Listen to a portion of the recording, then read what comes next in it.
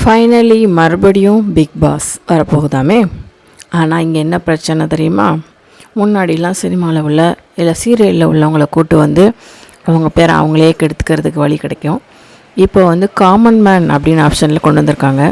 அதாவது நம்மளை மாதிரி ஒரு சாதாரண மனுஷங்க போய் வாண்டடாக போய் தலையை கொடுத்து வெட்டிக்கிறது. இதுக்கு நல்லவங்களாக இருக்கணுங்களாம் அவசியம் இல்லைங்க. அவங்க யாரை நல்லவங்கள காட்டணும்னு ட்ரை பண்ணுறாங்களோ காட்டிட்டு பெரிய ஆக்கிடுவாங்க. யாரை டேமேஜ் பண்ணணுன்னு நினைக்கிறாங்களோ அவங்க டிஆர்பிக்காக டேமேஜ் பண்ணி டோலியை முடிச்சிருவாங்க. அவ்வளோதான் இந்த ஷோ. இதில் வாண்டடாக நிறையா பேர் சிக்க போகிறாங்க. இதுக்கு ஒரு ரூல்ஸ் வேறு போட்டிருக்காங்க. என்னென்னா, ஒரு 2 மினிட்ஸுக்கு நான் ஏன் பிக் பாஸ்குள்ளே போகிறேன், ஏன் என் பேரை கெடுத்துக்க போகிறேன் அப்படிங்கிறதுக்கு ஒரு வீடியோ மாதிரி அவங்களுக்கு அனுப்பணுமா. ஸோ அதில் அவங்க தேர்ந்தெடுக்கிற ஆளுங்க வந்து அடுத்த கட்டம் போய் ஃபைனலி பிக் பாஸ் ஷோக்குள்ளே போய் வாண்டடாக பேரை கெடுத்துக்கணுமா. இதில் எத்தனை பேர் தலை கொடுத்து கஷ்டப்பட போகிறாங்களோ தெரில.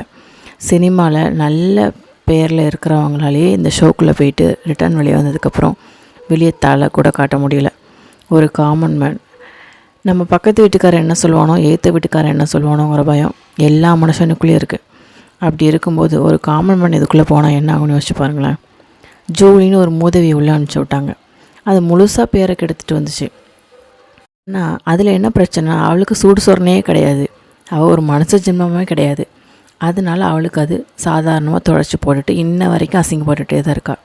விஜய் அண்ணா முதற்கொண்டு கேவலமாக பேசிக்கிட்டு அவள் ஒரு மனுஷ ஜென்மமாக வாழ்ந்துட்டு இருக்கா.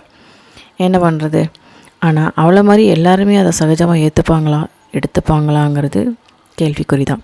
ஸோ இதில் காமன் மேனுங்கிற ஆப்ஷன் போடுறது நல்ல விஷயமா கெட்ட விஷயமானு தெரியலை.